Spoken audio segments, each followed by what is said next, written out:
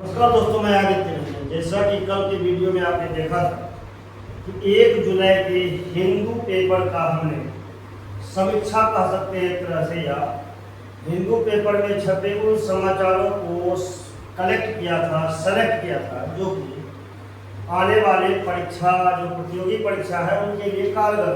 बच्चों का रिस्पॉन्स ठीक ठाक रहा और बच्चे को मजा भी आया और करंट आसान भी हुआ, क्योंकि इसका तरीका कुछ अलग टाइप से है।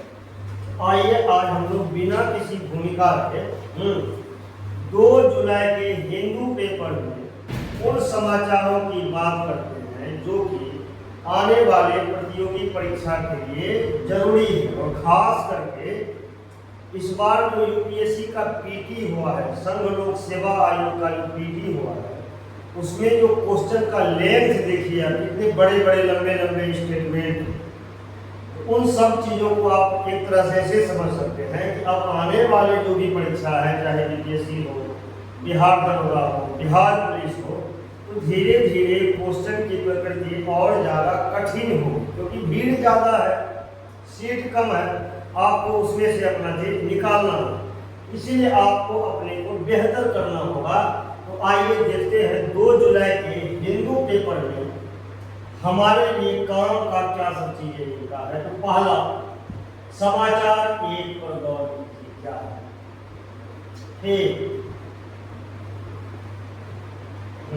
समाचार 1।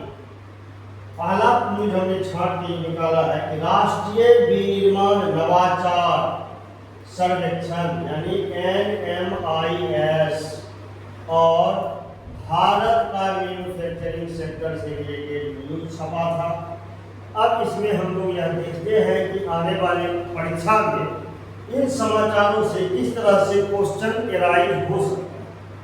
ठीक, तो सबसे पहले NMIS राष्ट्रीय विनिर्माण नवाचार सर्वेक्षण, नेशनल मैन्युफैक्चरिंग इनोवेशन सर्वे और भारत का मैन्युफैक्चरिंग सेक्टर, तो इसमें है कि NMIS कौन जारी करता है। यह सर्वेक्षण विज्ञान और प्रौद्योगिकी विभाग, department of science and technology और संयुक्त राष्ट्र औद्योगिक विकास संगठन UNIDO द्वारा संयुक्त रूप से जारी किया जाता है।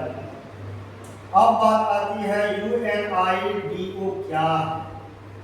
तो यूएन लगा हुआ है, तो यह संयुक्त राष्ट्र का ही एक विशेष एजेंसी है जिसका मुख्यालय, पूछ देगा हो सकता है, वियना ऑस्ट्रिया में।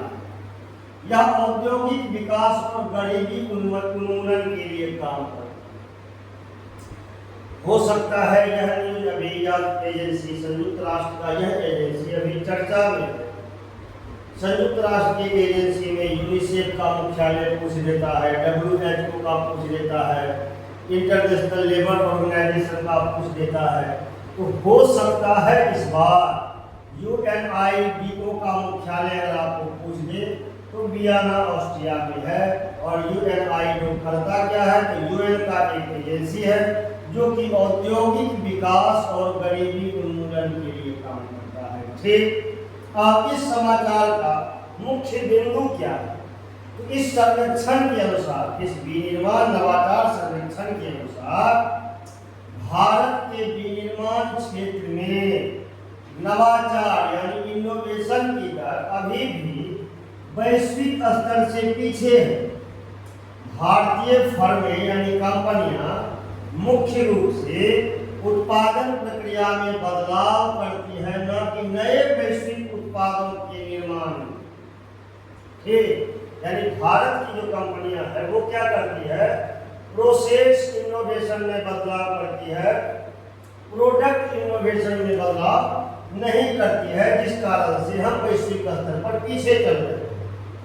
अब अगर यह राष्ट्रीय सर्वेक्षण की बात हो रही है, राष्ट्रीय विनिर्माण नवाचार सर्वेक्षण की, अब इसमें हम देखेंगे कि संविधान में इसका कहां कहां कैसे कैसे उपयोग और उल्लेख होता है। तो आइए देखते हैं। 7वीं अनुसूची में प्रविष्टि 20, प्रविष्टि संख्या 20 कहता है कि आर्थिक और सामाजिक योजना की बात है।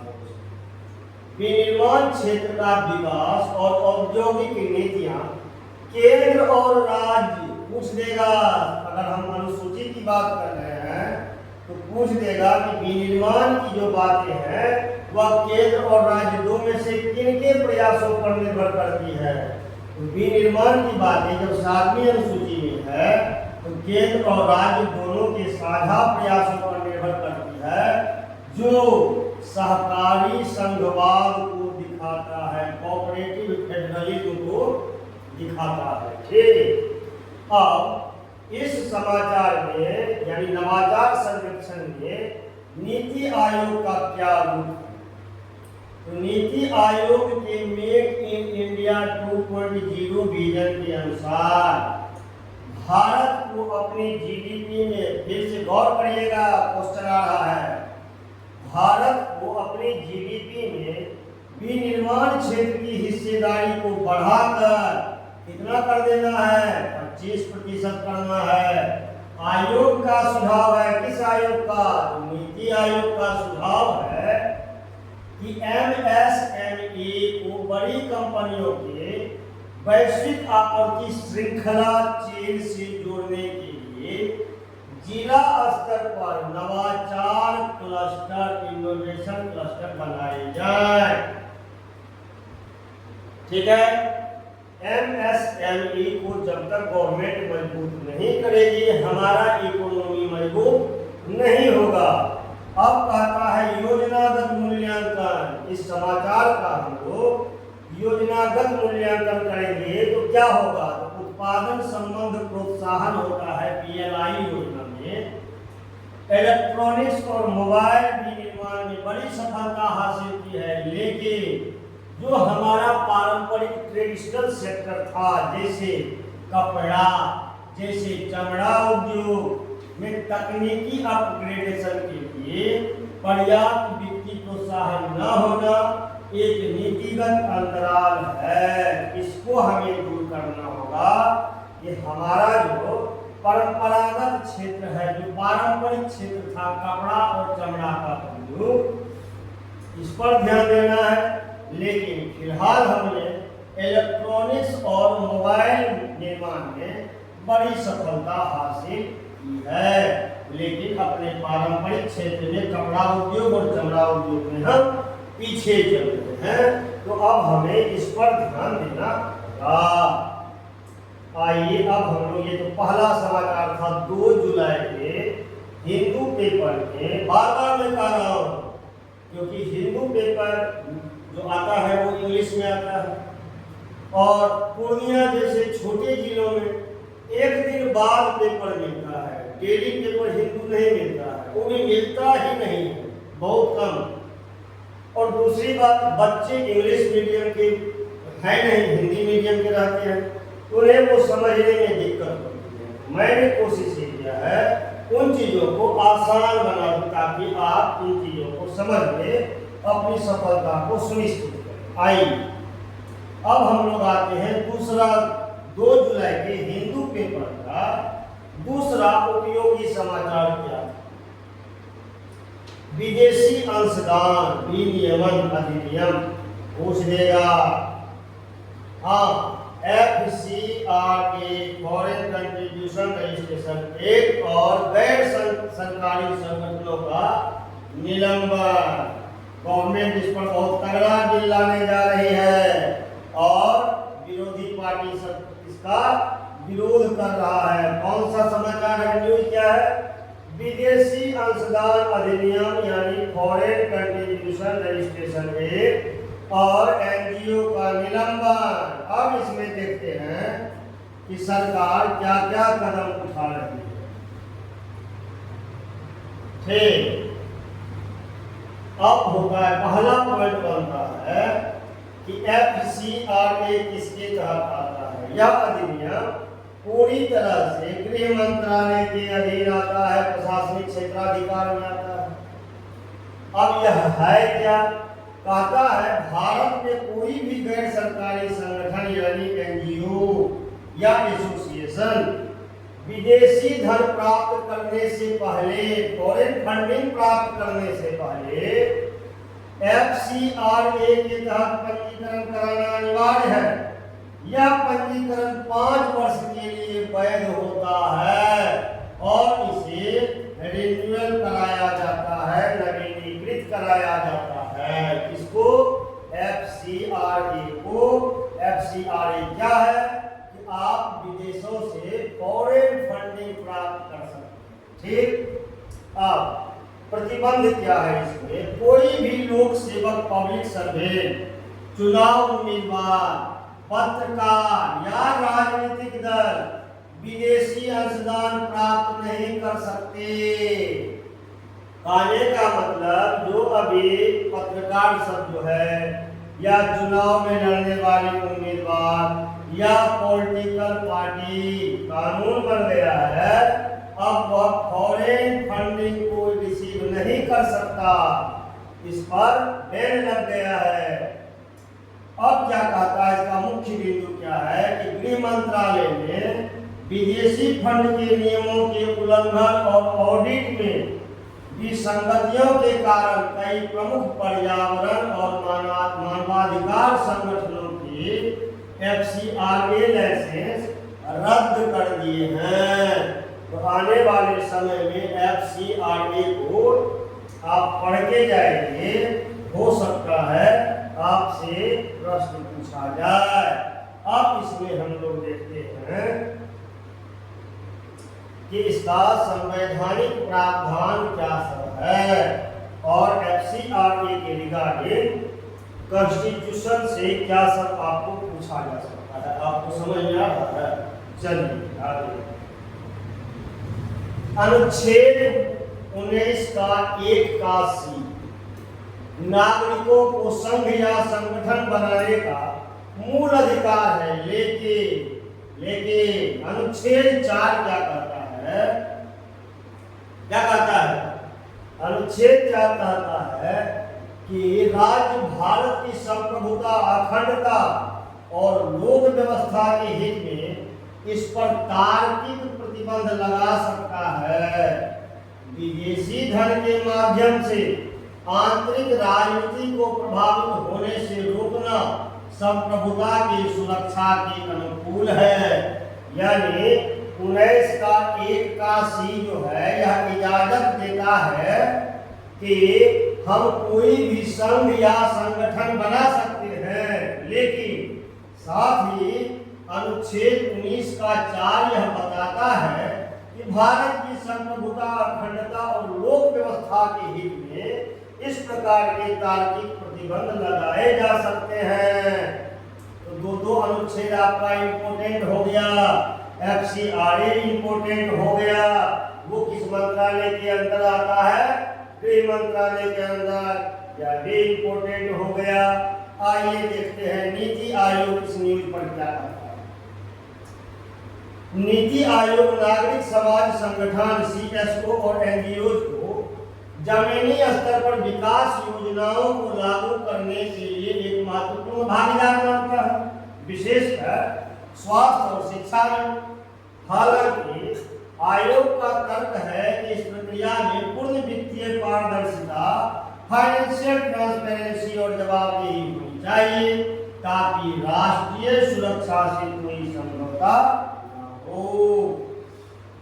अब ये जो फॉरेन कंट्रीब्यूशन रजिस्ट्रेशन एक्ट पर प्रतिबंध लगाया गया है, NGO का निलंबन किया गया है, इसका योजनागत मूल्यांकन करते हैं कि स्वैच्छिक संगठनों के लिए राष्ट्रीय नीति के तहत स्वयं सेवी संस्था को बढ़ावा देने की बात है, लेकिन FCRA की कठोर नवीकरण प्रक्रिया और प्रशासनिक जटिलताओं के कारण वास्तव में सामाजिक कार्य करने वाले छोटे संगठनों का काम प्रभावित होना एक प्रशासनिक चुनौती है। ये सब आपको मुख्य परीक्षा में काम आ सकता है। चलिए अब हम लोग 2 जुलाई के हिंदू पेपर के तीसरे उपयोगी समाचार जो कि काम आएंगे उन पर बात करते हैं।